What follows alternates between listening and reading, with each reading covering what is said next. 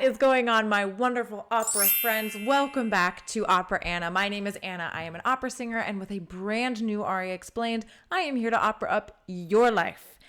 If you've ever wondered where the sad clown comes from, then I'm going to need you to stick around because I bet you didn't know it had to do with opera. Enough clowning around. Let's get to it. Today we're looking at the aria Vesti la giubba from the humble opera I Pagliacci, written by Ruggero Leoncavallo. This is quite the statement piece and requires not only a hefty voice that's up to the task, but acting ability that is able to take on such a serious subject without getting melodramatic. Leoncavallo's opera Pagliacci, or Clowns, tells the story of a troupe of clowns with Canio at the helm. And when I say a troupe of clowns, of course I mean a commedia dell'arte troupe in which Canio plays the clown Pagliaccio. The opera's title, Pagliacci, meaning clowns, is a reference to how everyone ends up looking like a clown when all is said and done. Also the singer of this aria, and he is married to Nedda. Lovely, lovely Nedda. She's a scum-sucking road horse. She ruined my life. At the top of the opera, the troupe just arrived in a new village, and as the players are talking with the villagers, getting to know them, they start to tease Canio about Nedda having an affair with Tonio, another member of the troupe, and the kind of, like, the fool of the troupe, for lack of a better word, not a big charmer, so it's funny. With some heavy-handed foreshadowing, Canio says that even though he may be duped on stage, because in the play that they put on, Canio is cheated on by his wife. In real life, if he were to find out that his wife were cheating on him, something terrible would happen. ...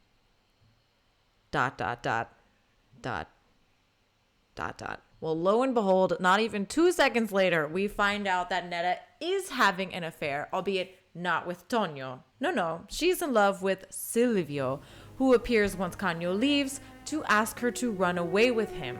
Tonio, who is embarrassed by Nedda's rejection just 3 seconds earlier, is eavesdropping, hoping to find an opportunity for revenge, and oh boy, does he find it. Oh my God. Nedda agrees to run away with Silvio after the show has finished that night, albeit after some hesitation, but does that make her a good person? No. Tonio rushes off to find Canio to tell him what he's overheard, and while Canio arrives on time to scare Silvio off, he doesn't see his face. The only thing he knows is what he heard Nedda calling after Silvio: "I will always be yours. Per sempre tuo sarò." Ooh, the tea is piping hot today. Fun fact, Leoncavallo based the story of this opera off an incident that happened in his childhood. In 1865, there was a murder of a Leoncavallo family servant, stemming from romantic entanglements, of course, but Darwin says let him die. Back to the opera. Beppe, who plays Harlequin, I think that's how you pronounce it, is able to calm him down and convince him that instead of worrying about Nedda or who it was or what they were doing, although I'm pretty sure he knows what they were doing, convinces him that he needs to get ready for the show that night because the show must go on. He's left alone with his feelings and all of his, turbulent thoughts, and tries to hype himself up for the performance by singing Vesti la giubba. So why does the sad clown have something to do with opera? Well, the troupe that Canio leads is a commedia dell'arte troupe, which means that all the characters are quite well known to the audience. There's specific archetypes, specific tropes, specific personality traits that the actors follow. Canio is Pagliaccio, or Piero, the clown, who is constantly pining after Colombina, who always spurns his advances for Harlequin.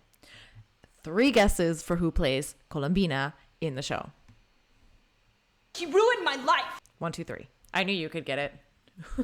Piero in Commedia dell'arte developed into a sort of symbol for the disenfranchised figure, speaking gibberish or even becoming mute in later periods. And it's the question as to whether Canio here plays the French Piero or the Italian Pedrolino, who differ in basically every way except their cute little names. While the French Pierrot is sort of an outcast and a bit pathetic, he can't really stand up for himself, Pedrolino acts with cunning and daring and bravery to achieve his goals. But daddy is a state of mind, you know what I'm saying?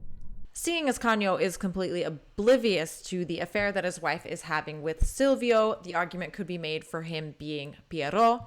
But given how he handles this new information, probably Pedrolino. Speaking of daring to reach your goals, I'm trying to reach 5,000 subscribers, so this is your friendly neighborhood reminder to subscribe. Vesti la giubba begins with a recitative of sorts. Although, for those of you who saw the Non So Più aria explained that I did, it is nowhere near to the type of recitative that Cherubino sang.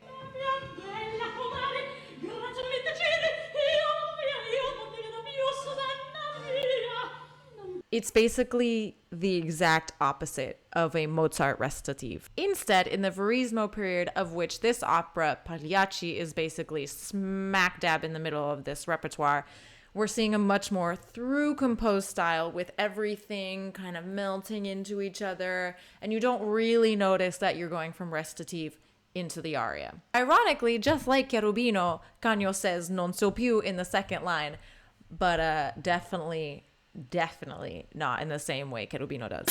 So here we go. Setting the scene. Vesti la giubba. Canio has just found his wife Nedda with another man, red-handed, in the act, but the man, Silvio, manages to escape. So Canio goes completely off the handle and is threatening Nedda, trying to figure out who it was. It's like, has a dagger and is like, tell me who it was, holding her knife point or whatever. With the help of Beppe, he's able to calm down just the slightest bit because he needs to get ready for the show ahead.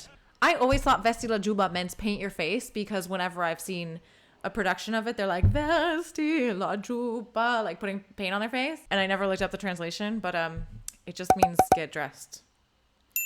So there you are. You know more than I did when I first heard this aria. Oy.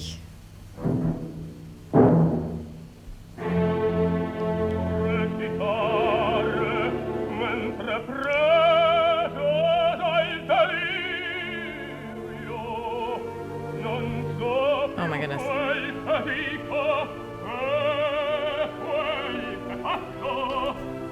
Okay, you know when strings come in that aggressively, it's never a good sign. We're in for some shit. Almost identical words to the beginning of Non So Più sung by Cherubino, but in a very different context. Non so più quel che dico o quel che faccio. For anyone who has ever performed anything, even on the best days, it can be really hard to pluck up the courage to get started, to put your costume on, to get in the makeup chair, go out there and just bare yourself for everyone. Let alone having just found out, not even 5 minutes ago, that your wife was having an affair. This poor soul who has just been cheated on is none other than tenor legend Franco Corelli, with a voice that seems to have just built-in legato. Like, are you kidding me? The spin is so consistent and so rich and seemingly without effort. So poor Canio is distraught and in a state of self-diagnosed delirium as he tries to hype himself up to get ready to perform. I mean, maybe he should subscribe to Opera Anna so he feels better. Oh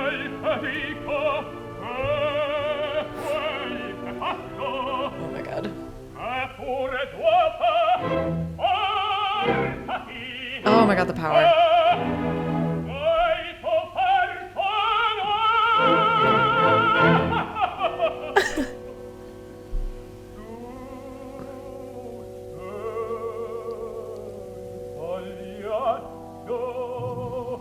Oof.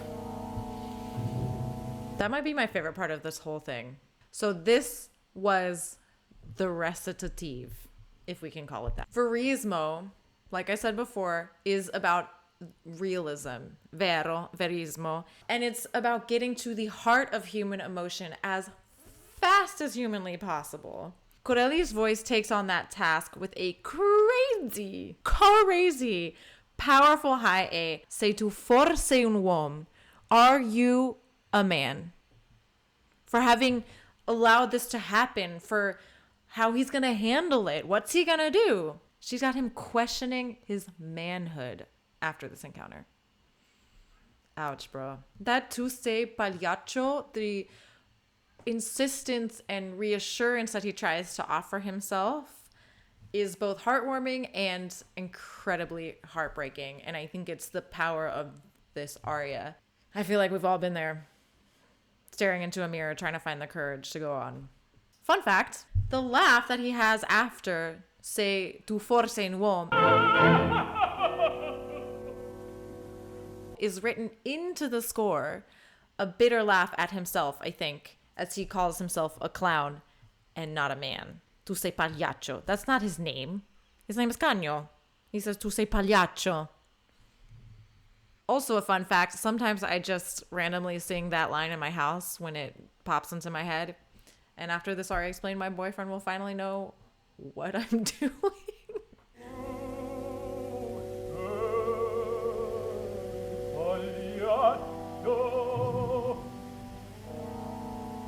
Stunning double consonants.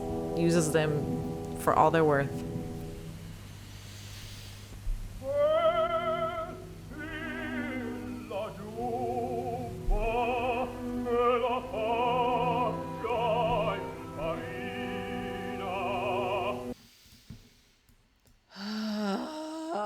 So if you noticed, we transitioned sort of seamlessly into the aria proper, into Vesti la giubba. Put on your jacket and paint your face white.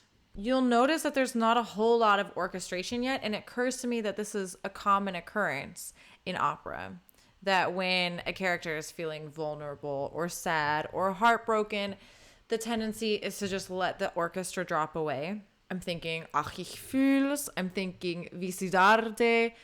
Here, there's basically nothing supporting him in the orchestra. Funnily enough, that makes it very difficult for the opera singer. Your voice needs to portray vulnerable, but not break because of your own personal vulnerability. It's really friggin' hard.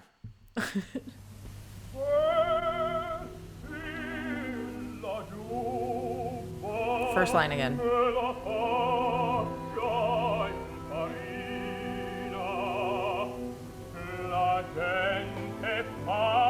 Okay, yeah, first white.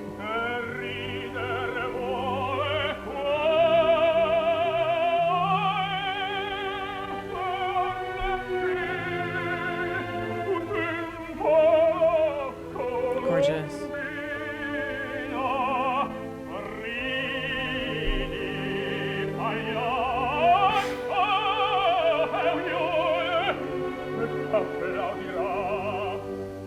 He has this really gorgeous, tasteful sob in his voice. You hear the voice break. It's not what's happening. It just hit me straight in the heart. Yeah, what's not to love about this performance so far, really?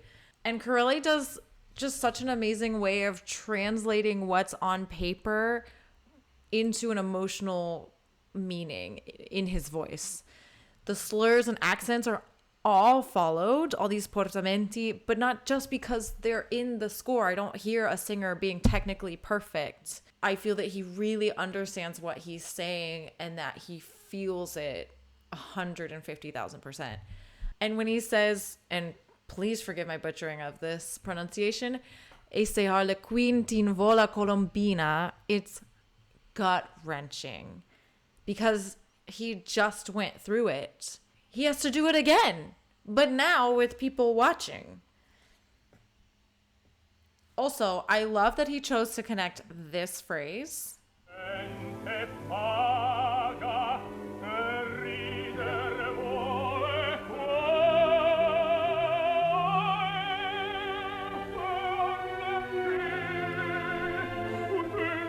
and there he breathes. Leoncavallo writes into the score that you can breathe after that high G and do the next phrase totally in one breath. But like, oh my God, it's just so gorgeously musical how he chooses to do it. I love it. I love it. I love it.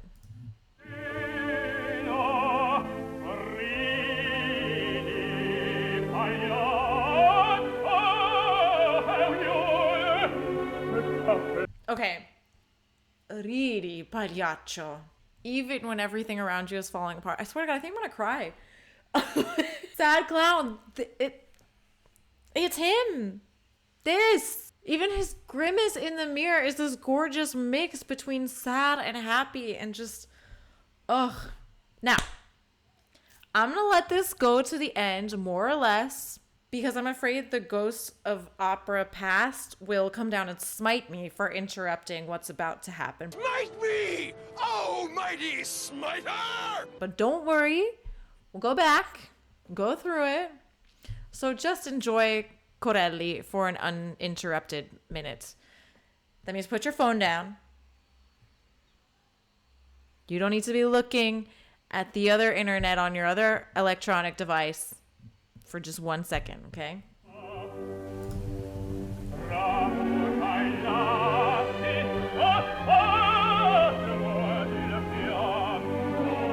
Jesus. It's not orchestra.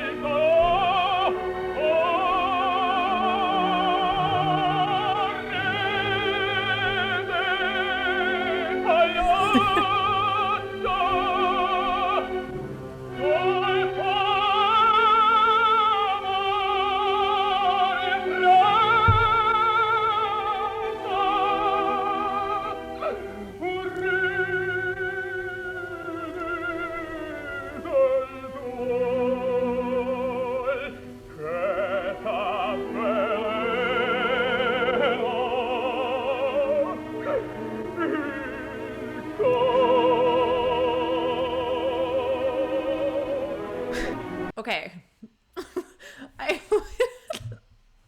I honestly, if there wasn't a camera in my face, I would be crying right now. I get goosebumps like every 5 seconds. I'm gonna need a glass of water. Jesus, take the wheel. My goodness. All right. Now, if you were wondering what I meant by a sob, I think we covered it. Now, I don't sing a lot of bel canto, but I think even if I did, encountering a composer literally writing in violente as an indication for the vocal line when he starts this phrase, tramuta in lazzi lo spasmo, violente. Okay. Although Leoncavallo makes it very easy for the singer to do this, to express this violent wave of emotion with this ascending line that drops a full octave on the word spasmo. It's word painting if I ever saw one. Also, that's his costume? The 2 lines. That's what kills me. Just the 2 lines on the face.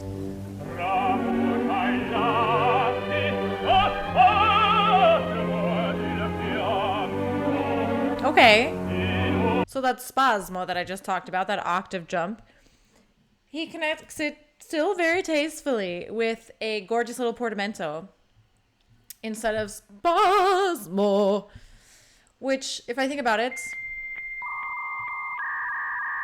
yes, I do like it. And then the next line coming off of that, transform your heartbreak and tears into jest and your sobs and aches into a grimace. With this gorgeous build up into the line, laugh, Pagliaccio.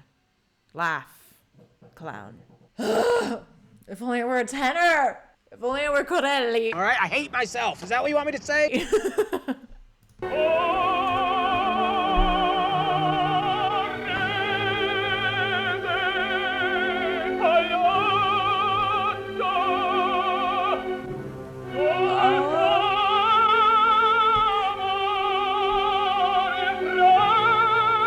Oh, the breath control. Excuse me.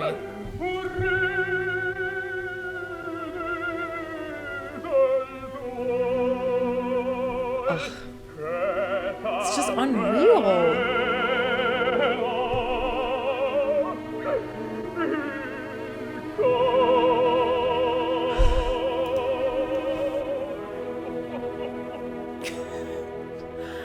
What is my reaction right now? Why am I laughing? It's so beautiful. I love what I'm being serious. The breath control on this man is just amazing.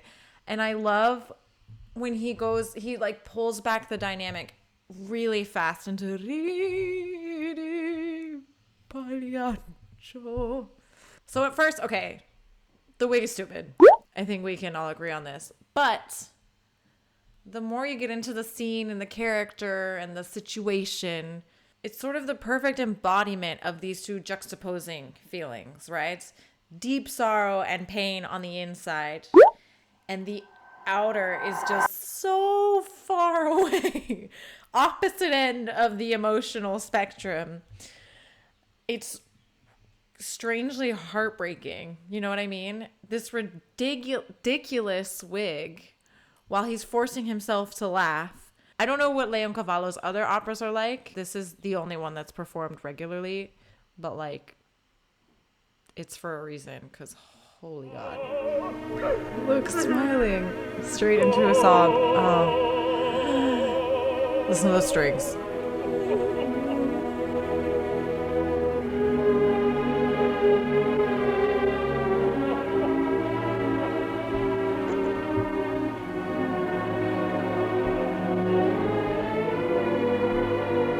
Laugh at the pain that is poisoning your heart. And poison it did. Canio goes on to murder Nedda on stage. Yeah, I don't really know whose side to be on. Nedda is clearly not winning any popularity contests, but like, to murder her on stage. Like, do it in the privacy of your own home. Like, don't traumatize the audience with that. It wasn't until later, when I was washing the blood off my hands, I even knew they were dead. So Leoncavallo composes this gorgeous little outro to the aria that has this funny little major moment.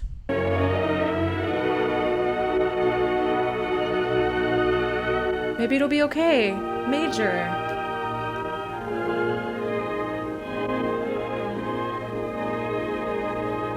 Maybe this tiny idea in his head that he could forgive her, you know, everything will be okay, it's gonna be fine.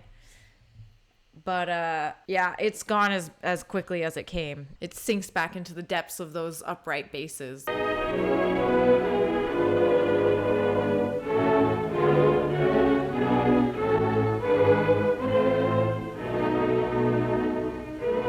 Maybe not.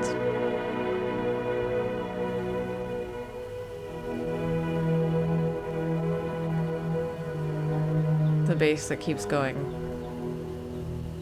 Amazing. Amazing. If ever there was an instrument that spelled doom, it's the upright basses. Am I right? And one could already argue that he knows at this point what he's going to do. What do you think? Does he already know he's going to kill Nedda on stage? Thank you so much for joining me today to look at Vesti la giubba, sung by Franco Corelli. Let me know what you thought of the aria today, what you thought of this god, Franco Corelli. Don't forget to subscribe to the channel. Buy me a coffee if you're feeling extra friendly. Follow me on Instagram at opera.anna to opera up your like every day, and I will see you in the next one. Addio. Addio, addio.